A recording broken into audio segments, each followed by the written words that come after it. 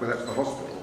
Yeah. So, what are you saying? That we should concentrate, that the Assembly as a whole should concentrate on one or two important issues at a time? Are you saying like tonight delays progress or advancement on the hospital, the economy, immigration, housing? Of course it doesn't. That's why we have different ministers with different responsibilities, different committees with different responsibilities. As it happens, I was asked to be the chair of the Privileges and Procedures Committee. And as soon as I took office, I had a report from the Electoral Observers Mission, Commonwealth Parliamentary Association Electoral Observers Mission, which it fell to me and my committee to address.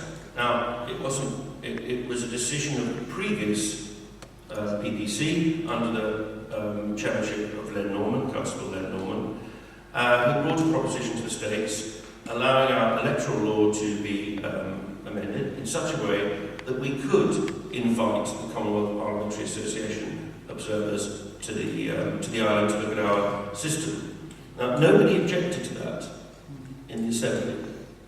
Not a single constable raised an objection to that. Not a single. No, everyone it went through on a standing vote. Yeah. Okay. So you can't invite people to come and examine you, experts to come and examine you, can you? Without realising there are going to be consequences to that. They are going to make recommendations, potentially, that you might not agree with. It doesn't mean that they shouldn't be addressed. And that's what and we have, you missed my introduction, so apologies for having to repeat myself. But we have a finite time in which to achieve reform. The Assembly voted me in as chairman of the BBC, I think, because we realise, all of us, if we are honest, that our electoral system is broken, it is faulty. And I said I would bring back a proposition on electoral reform, given the agenda, and that's the only agenda I've worked to, of the Electoral Observers Mission, within 1 year. And that's what I've done. And we've got 2 years now to May 2021, because everything in terms of electoral reform has to be achieved a year before an election. So we've got a window of 2 years. Now this is going to take at least a year. A state's debate, the law drafting, another state's debate, up to the Privy Council, throw in a referendum. It could easily take up 12 months.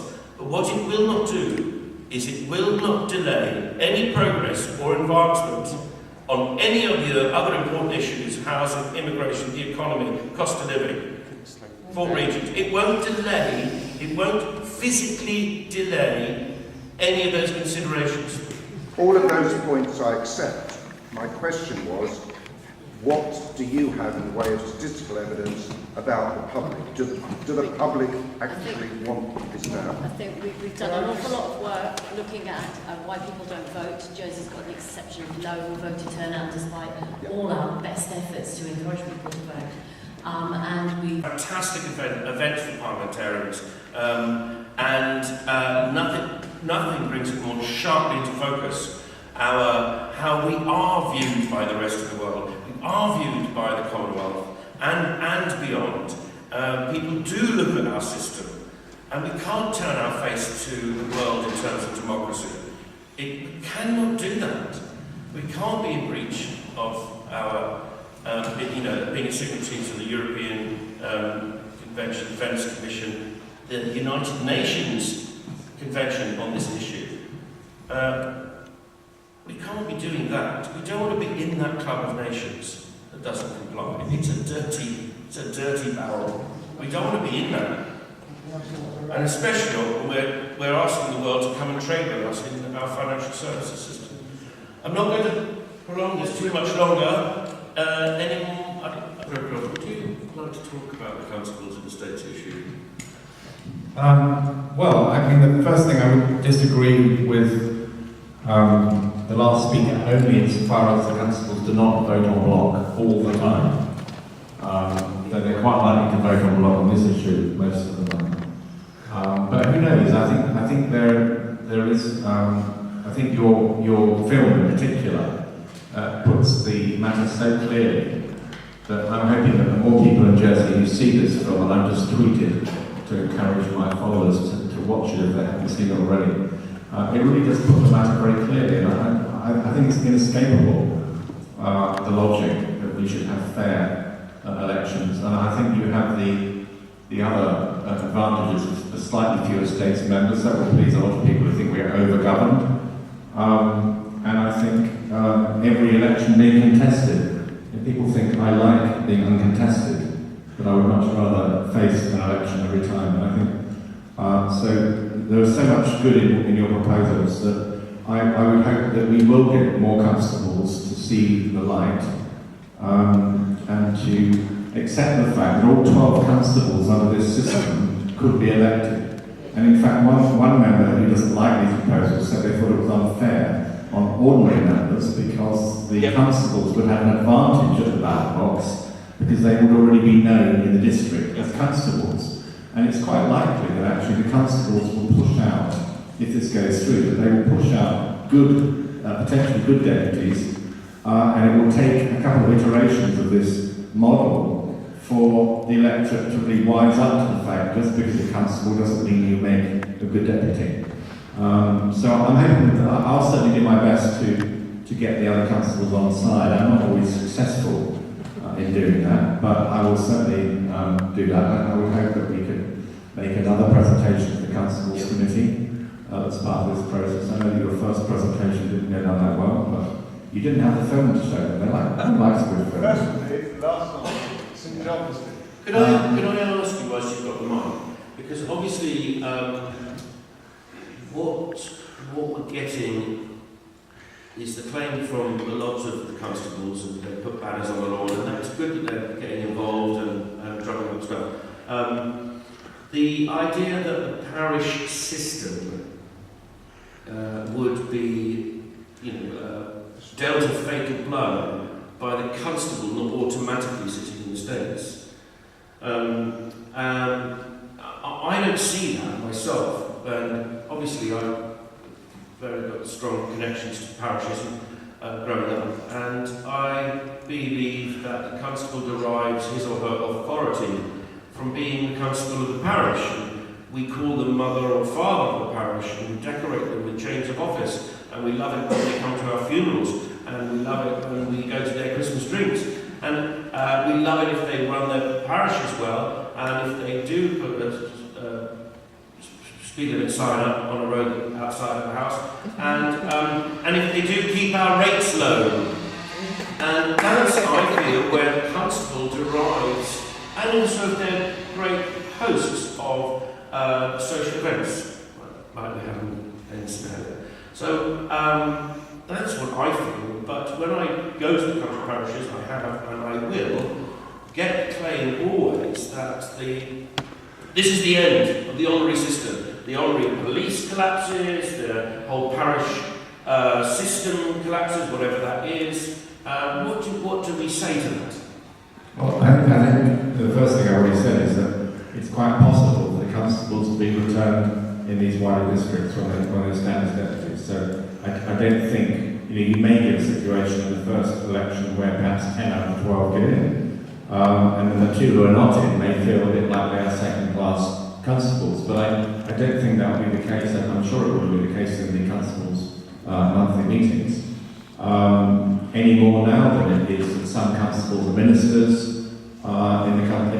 We all deal with each other the same way, regardless of whether the other constables have ministerial positions or not. So I think the fears are groundless. Also, in terms of voting, I assume we'll still vote in our parishes, even though the votes will be amalgamated into larger districts. So voting will still be a parish thing. I mean, personally, I don't think it ought to be. I think we should vote in a far more anonymous way. I think you can have a lot of pressures exerted on people if they have to run the gauntlet of the parish hall and so on.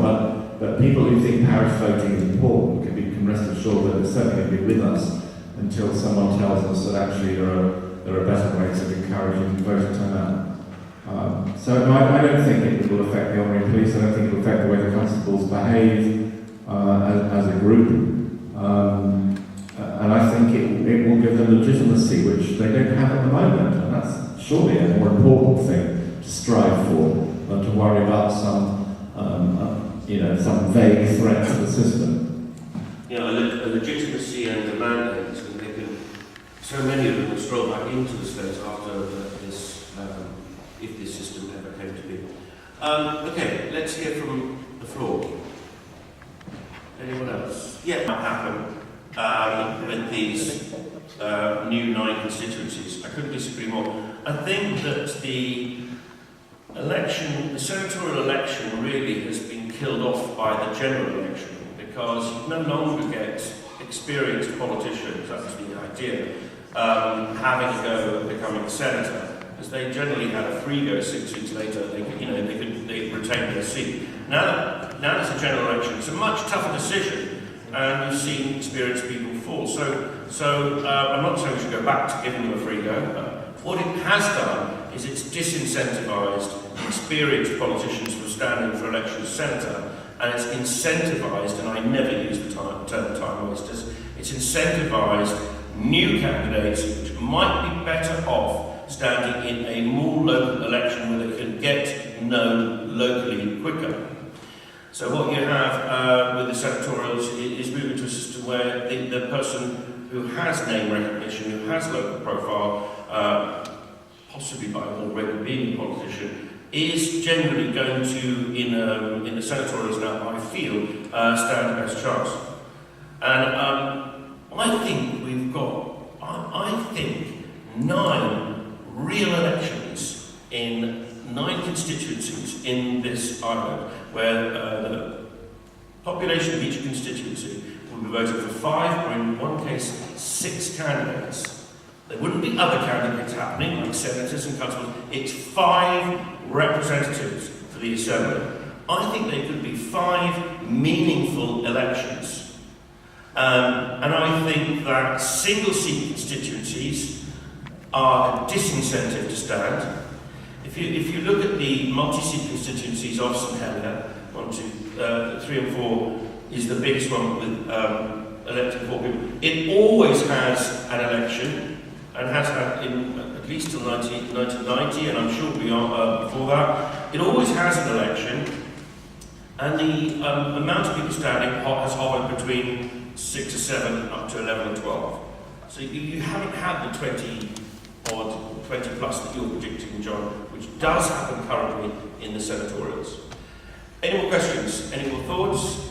Yeah. Now, some people are looking at this and completely missing the actual what we're trying to achieve here. What we're trying to achieve here is honest democracy in the island, where every single person, it's not about the politicians, it's about the people having a fair vote. So a lot of what you were saying there was talking about how it could be perceived to be this or it could be perceived that. It's not about that. It's about we have taken it mathematically in the island, and we have turned around and said, if we do it in this way, every single person's vote will have an equal value to everybody else's in the elected assembly. You're not getting that, John. Scott, you're not answering my question. You're just repeating what Russell said. You can answer No. I am answering your miscomprehension of what we're trying to achieve here. Can I just add a little bit to that? I think some of the things that you've mentioned are actually the administration of elections. So you mentioned voter registration, for example. Okay, so what we've proposed is the makeup of our boundaries. We did talk about voter registration, and those are other recommendations that are in the pipeline and that we will be working on and towards in the future. So it's not things that we haven't discussed. It's not things that we've chosen to ignore or cherry pick. It's just we have to tackle one thing at a time. We actually spoke about electronic voting, not online voting, not to be confused with online voting, just electronic voting, which is really possible. You know, it's basically you can go and vote anywhere, and your name will automatically be taken off a register because it's done electronically. You know, we've spoken about all of these things, but I think we decided that the first step had to be to look at the makeup of the current districts. So it's not that we haven't cherry-picked, it is all things that we have spoken about over the past year or so, and there are work streams in the pipeline, and that will come in time. And you talk about things like donkey voting, which is the idea that if somebody's name is alphabetically higher than anyone else's, they have a more likely chance of getting voters. But Guernsey's probably got a more chance, and I don't mean to derogatory use the word donkey and Guernsey at the same time, but they're going to have a ballot paper of 100 people, and it's going to be very difficult. And it's not going to be like that over here. It's not going to be 100 people on a paper. We already have had senatorials that have had really large ballot papers, and actually donkey voting hasn't happened. You didn't get elected either. When you were there too, it didn't happen in that manner. What we're trying to achieve here is equal votes and equal representation across the whole island for the first time. It's about making sure that we're representative of the island, so everyone's got equal votes. And I don't think anyone's actually come up with a mathematical equation in the way that we've actually managed to do it. It's the recommendations that we have set out by the election observers that go around the world. And I hope that people accept that this is actually a better solution.